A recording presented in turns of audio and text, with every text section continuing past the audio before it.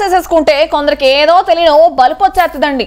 అందుకే అలాంటప్పుడు బుర్ర కూడా సరిగ్గా పనిచేదేమో. లేకపోతే ఇప్పుడు చిన్న చిన్న షాపుల్లో కూడా సీసీ కెమెరాలు ఎట్టేస్తున్నారని కూడా తెలియపోతే ఎలా చెప్పండి? అంటే ఏందమ్మా సీసీ కెమెరా లేకపోతే ఏమైనా చేసేయచ్చు అంటావా? అట్టాగాని నేను అక్కడ చెప్పాను అబ్బాయి. ఇప్పుడు ఒక పోలీసుడికి కనీసం బుర్ర లేకుండా ఉంటే ఎట్టా అంటున్నా.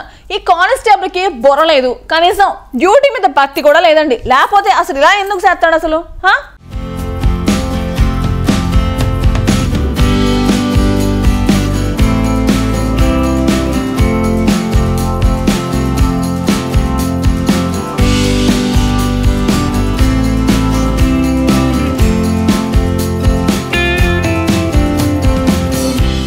కొంతమంది పోలీసులు బాగా ఓవర్ యాక్షన్ చేసేస్తుంటారు.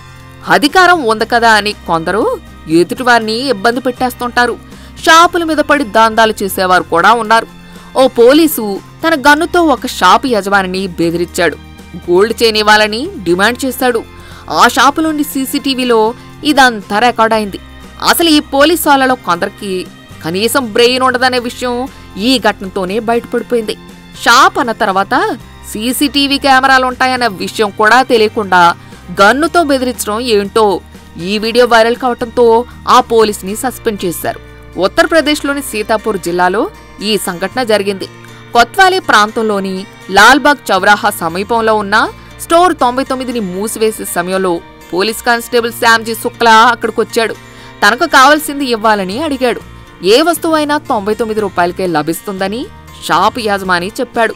అయితే తనకు బంగారు గోల్స్ కావాలని ఆ పోలీసు డిమాండ్ చేశాడు. షాప్ యజమాని అలా సాధ్యం కాదని చెప్పడంతో ఆ పోలీసు దుర్భాషలాడాడు. గన్ను బయటకు తీసి యజమానిని భయపెట్టాడు.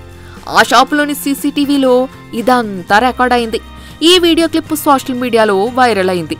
దీంతో పోలీస్ శాఖపై విమర్శలు వెల్లువెత్తాయి.